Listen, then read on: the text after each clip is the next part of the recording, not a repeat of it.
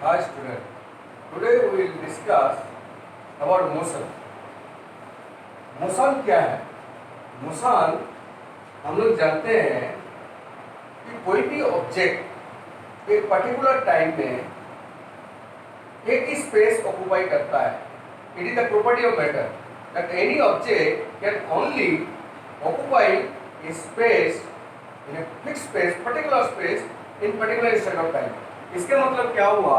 कोई भी ऑब्जेक्ट एक पर्टिकुलर इंस्टेंट ऑफ टाइम में उसकी पोजीशन फिक्स है. पोजीशन ए सपोज लीजिए पोजीशन ए फिक्स है पर्टिकुलर टाइम में, may be 10 AM 8 minute, then you can say 10 second.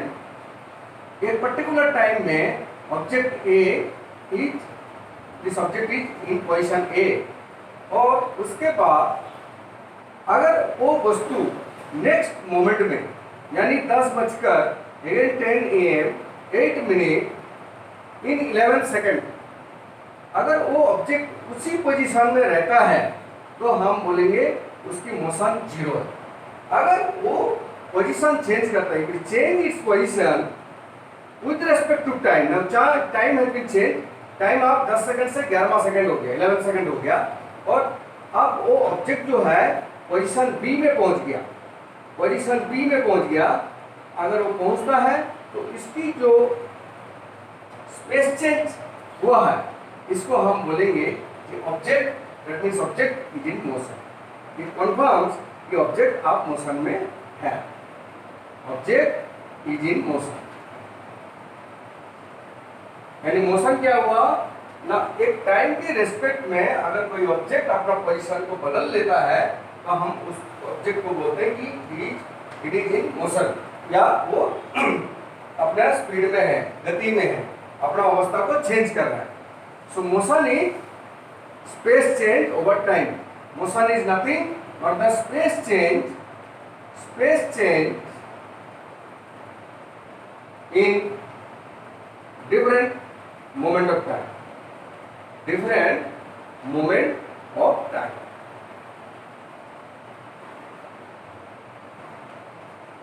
ठीक है. अब मोशन हो गया space change in different moment of time. ठीक है. अब ये जो चेंज है, ये जो स्पेस चेंज है, this change of space motion object. अब कोई भी ऑब्जेक्ट वो डिफरेंट टाइप तरीके की वो मोशन को चेंज कर सकता है. कोई ऐसे एक लाइन की अलोंग चेंज हो सकता है पोजीशन ओवर द टाइम.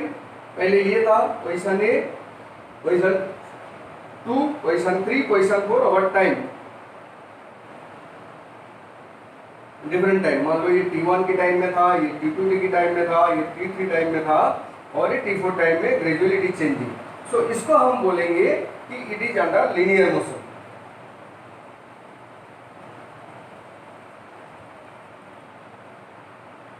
क्योंकि ऑब्जेक्ट लीनियरली मूव कर रहा है. उसकी जो सेंटर ऑफ ग्रेविटी अगर माने, अगर mass of centre of mass बोलेंगे तो हर बार ये लीनियरली उसकी एक लाइन फॉलो कर रहा है, तो हम इसको बोलेंगे लीनियर मोशन. ऐसे ये भी हो सकता है कि कोई ऑब्जेक्ट ऐसे हो सकता है कि यहाँ पे ऑब्जेक्ट है और ये टाइम की रेस्पेक्ट में पोजीशन इस तरह की कुछ चेंज कर रहा है.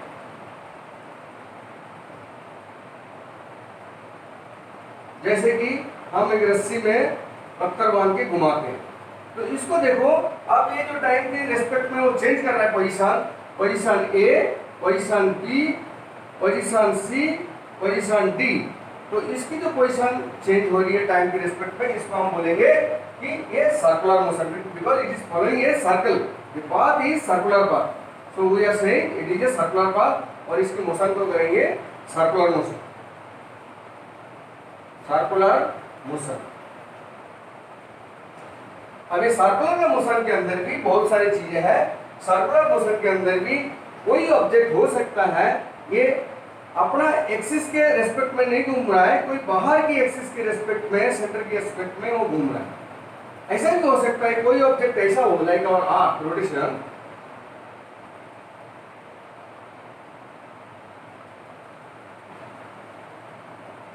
अपने एक्सिस की रेस्पेक्ट में ही घूम रहा है।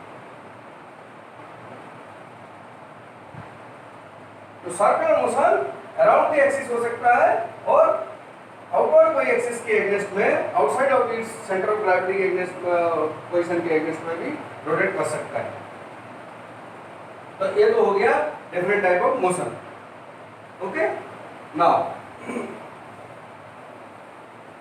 मोशन कैसे होता है? मोशन में हर एक ऑब्जेक्ट कोई ना कोई मोशन है। अब ये मोशन जो है हम उसको चेक करने के लिए एक किससे देख रहे हैं, this is called the frame of reference. An object would be only ascertain if it is object from some respect. मतलब है कि कोई ऑब्जेक्ट अगर यहाँ पे हम देख रहे हैं पर्टिकुलर टाइम में और उसके बाद उसकी पोजीशन वहाँ चेंज हो रहा है, that means the person observing somewhere and standing somewhere else like this, और वो वहाँ पे खड़े होकर देख रहा है, खड़े होकर देख रहा है कि भाई ये जो ऑब्जेक्ट था, अब इसके बाद थोड़ी देर के बाद ये पहले तो यहाँ से मेरे से लगभग इतना डिस्टेंस में था, नाउ इन नेक्स्ट मोमेंट थोड़ी देर के बाद जब दोबारा अपना रिस्ट वॉच देखा, फिर थोड़ी देर के बाद देखा यानी ये तो ऑब्जेक्ट जो है अब इसने अपना स्पेस चेंज कर चुका है। सो एक्चुअली क्या हुआ कि कोई भी जो देखने वाला है इसको ऑब्जर्वर बोलते हैं। ऑब्जर्वर के बेस में ही ऑब्जेक्ट की स्पेस चेंज हो रही है, और ये ऑब्जर्वर की जो रेफरेंस है जहां पे खड़ा है उसको हम बोलते हैं फ्रेम ऑफ रेफरेंस और reference point. Frame of reference और reference point,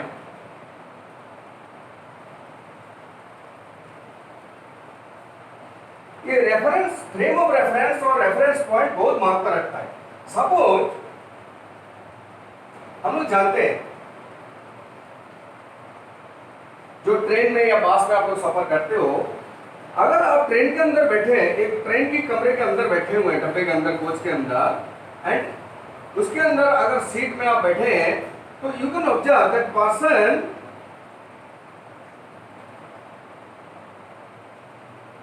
sitting in two seats, अगर अंदर ही अंदर वो लोग देखता है अरे कोई तो डिस्टेंस चेंज नहीं कर रहा है तो हम लोग तो फिक्स है,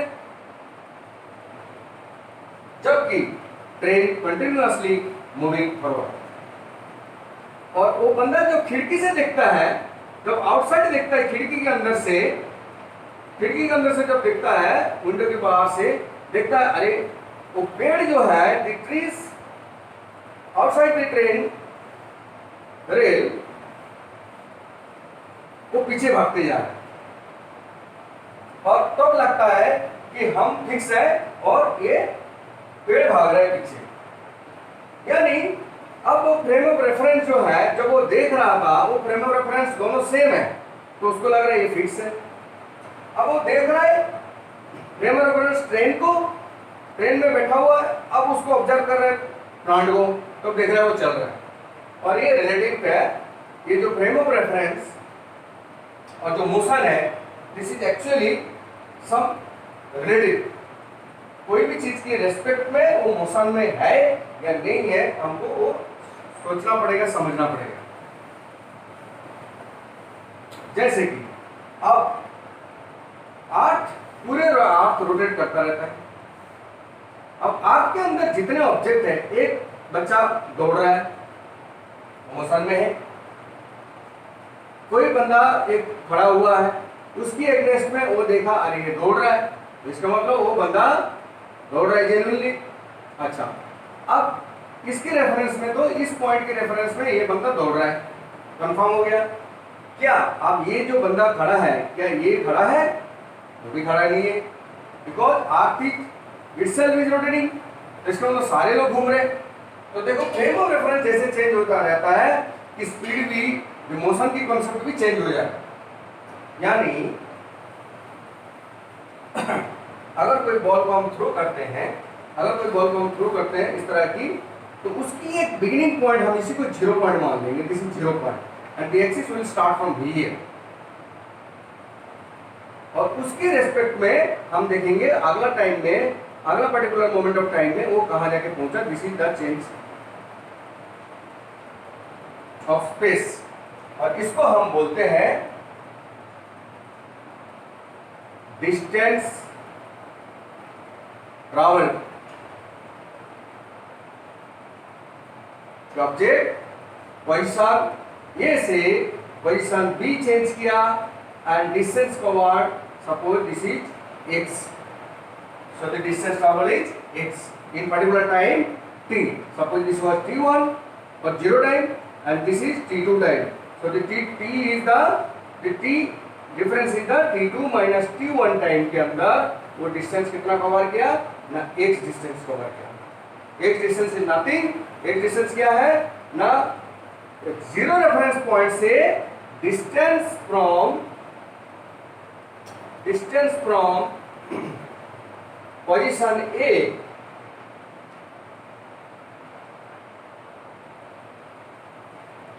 minus distance of position B, this is final position, distance of position B final position minus distance from position B position A, और ये all are reference from reference 0 point, from reference point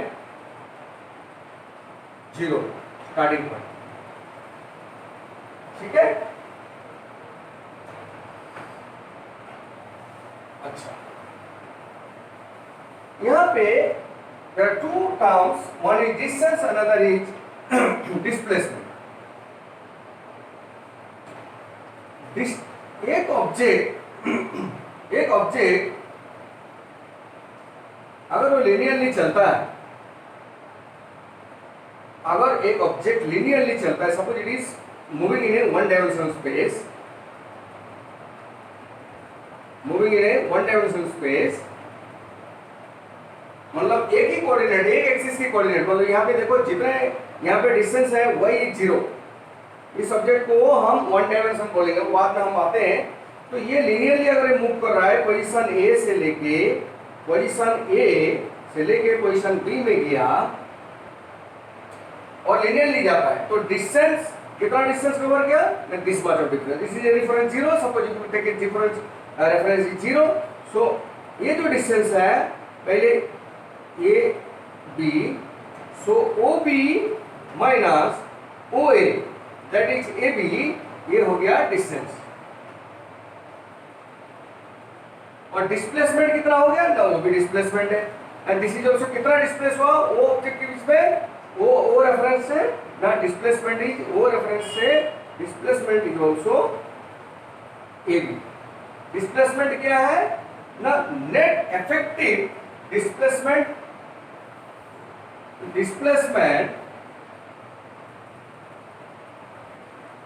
is the net or effective distance covered from starting reference।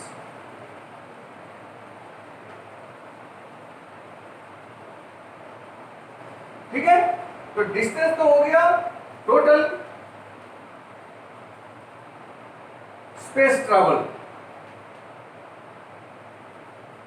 So linear motion में, linear path में हम देख रहे हैं कि linear path में जो डिस्प्लेसमेंट है वो डिस्टेंस है, जितना स्पेस उसने चेंज किया उसका शॉर्टेज डिस्टेंस भी रेफरेंस पॉइंट से उतना ही कवर किया उसने, उतना ही कवर किया। लेकिन कभी कभी ऑब्जेक्ट अगर कार पाथ में चलता है, अब मैं बोल रहा हूं एक बंदा अभी कार पाथ में पहले ए टू बी गया, बंदा यहाँ पे पहले यहाँ पे गया बी पॉइंट में, फिर उसके बाद सी पॉइंट में गया,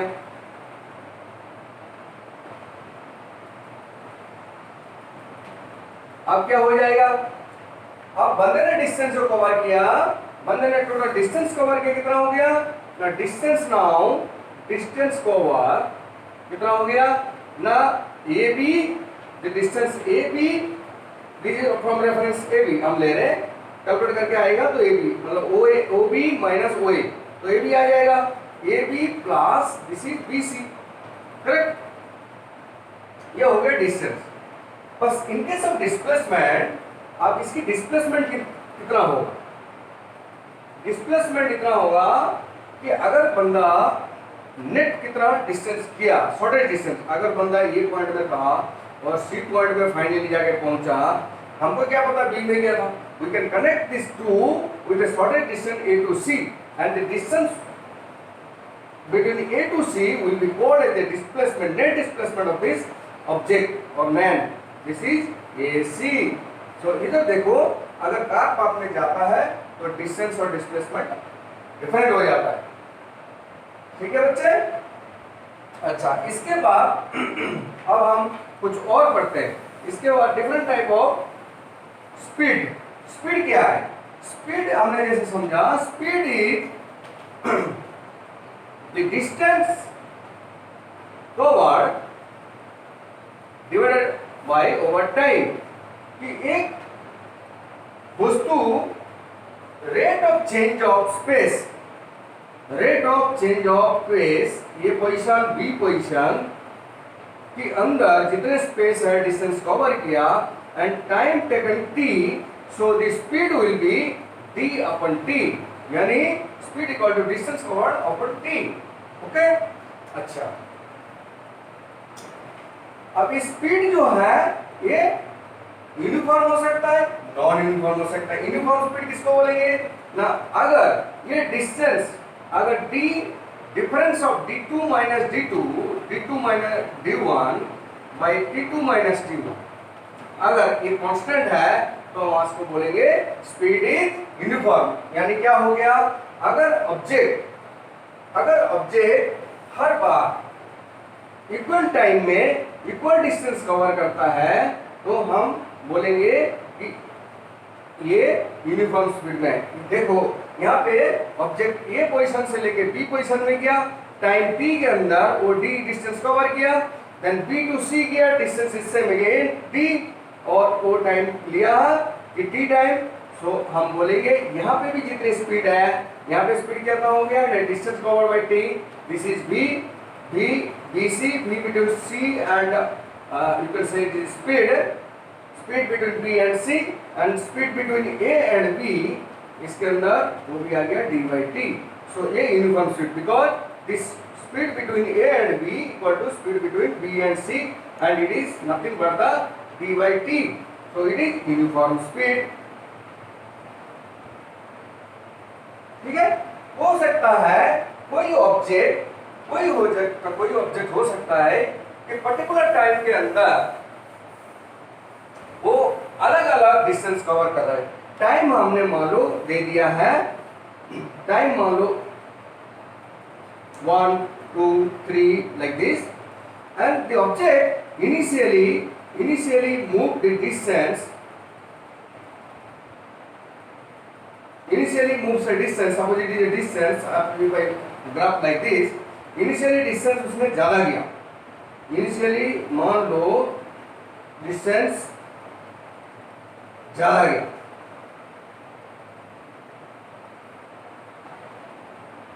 नो ऐसे ना करके इसको हम अलग से करते हैं। एक ऑब्जेक्ट हमने ऐसे लिया कि डिस्टेंस में पहले ये पोजीशन में था और टाइम उतना ही दिया हमने, पहले उसने ये लिया बी पोजीशन में जाने के ए टाइम के लिए जो डिस्टेंस लिया, और नेक्स्ट उसने दूसरी जगह में ले लिया सेम टाइम में, दूसरा पोजीशन चेंज किया सी में। अगर ये D1 और D2 है और डिफरेंट है, टाइम सेम हमने एलोकेट किया कि इतने टाइम के अंदर तुमको जाना है डिस्टेंस कवर, तो पर्टिकुलर टाइम के अंदर अलग अलग डिस्टेंस है तो हम उसको बोलेंगे non uniform speed. Non uniform speed यानी आदमी different amount of distance cover कर रहा है at different time in a particular time. अच्छा, ये तो हो गया uniform speed and non uniform speed. दूसरा, अब स्पीड के साथ एक वेलोसिटी टर्म्स है, वेलोसिटी। अब देखो स्पीड के साथ हम जो करते हैं इट्स मैग्नीट्यूड, लेकिन ये इनकम्प्लीट है। कहीं ना कहीं कोई ट्रेन अगर ट्रैवल कर रहा है हम उसको बताएंगे भी 60 किलोमीटर पर आवर में जा रहा है, एक train is running 60 kilometre per hour. अब it is not complete, in which direction it is running, so we have to say it is towards north.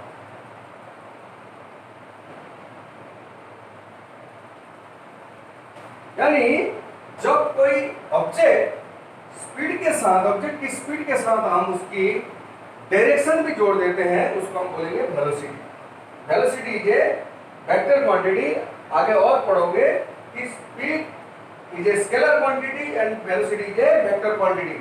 और स्पीड के साथ जब हम डायरेक्शन जोड़ देते हैं तो उसको हम वेलोसिटी को डिफाइन कर लेते हैं कि भाई इससे वेलोसिटी टुवर्ड्स नॉर्थ और साउथ और व्हाटएवर। ठीक है। Now acceleration. अब हमने देखा था जब हमने स्पीड चेक किया था कि स्पीड हो सकता है यूनिफॉर्म स्पीड और non uniform speed. Uniform speed and other is non uniform speed.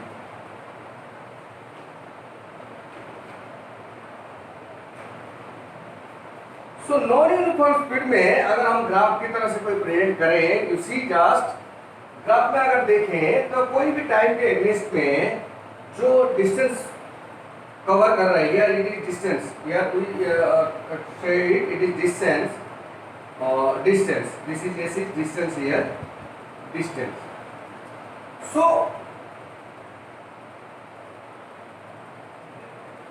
or you can say speed. Let us take the speed time graph. तो स्पीड टाइम ग्राफ के अंदर कोई अगर 0 पॉइंट के टाइम के साथ शुरू में स्पीड अप किया, फिर थोड़ी देर के स्पीड बराबर चल गया, फिर थोड़ी देर के बाद डाउन किया। Now the position change A, B, C. Now object start moving from A to B from the T1 time. उसके बाद उसने स्पीड इंक्रीज के बाद T2 टाइम तक उसने कांस्टेंट स्पीड में चला, फिर T3 में जाके वो स्लो रिड्यूस करके स्पीड 0 में आ गया, बिकॉज किसी पे 0 सो इस केस में हम बोलेंगे नॉन यूनिफॉर्म स्पीड। अब देखो यहाँ पे जो स्पीड चेंज हो रहा है तो this is a linear speed changing, uniform speed changing, and this is actually speed changing. So speed changing का वेलोसिटी चेंज हो रहा है, v2 minus v1 over time कितना दिया था t1। सो ये जो है इसको बोलते हैं change of speed, change in speed, change in speed over time, इसको बोलता है एक्सेलरेशन, इसको बोलते हैं acceleration and we denote it as a acceleration, यानी change in speed over time, तो इसको बोलते हैं acceleration. So this is positive acceleration because it is speed is increasing, v2 final speed minus initial speed v2 minus v1, so this is positive acceleration. और इसके बाद देखो v2 v1 v at t1 and v at t2 both are same, so the speed change is 0, so the acceleration is also 0 here, and but from t2 to t3 v2t and vt3 gradually reducing, so in this case it is negative acceleration because it is here final velocity is less and initial velocity in this case is higher, so it is coming negative, and so it is deceleration. We called it as a deceleration.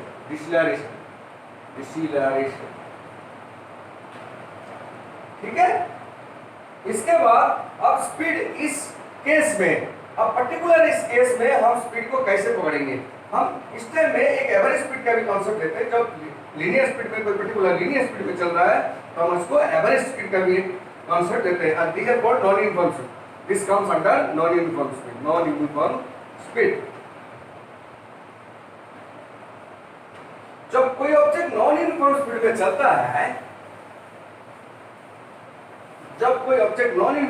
चलता है, तो उसको हम क्या कहेंगे, मान लो एक object ऐसे चल रहा है स्पीड में,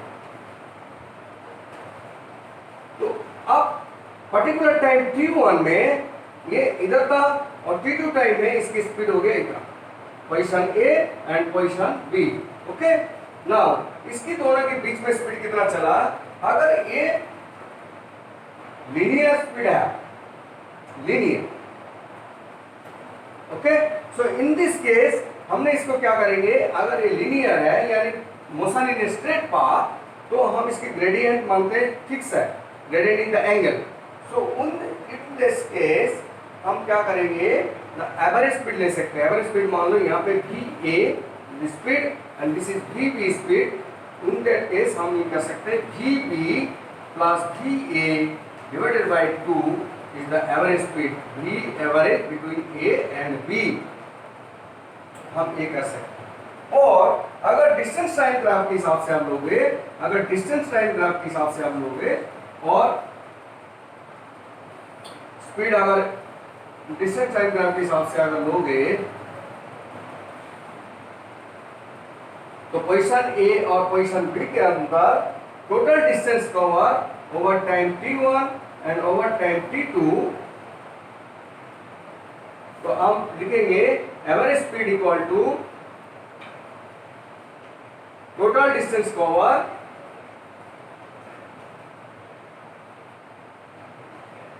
divided by total time. So this is average speed. Okay, so student, we will come back to you with some more numerical and different this formula, motion formula. Thank you.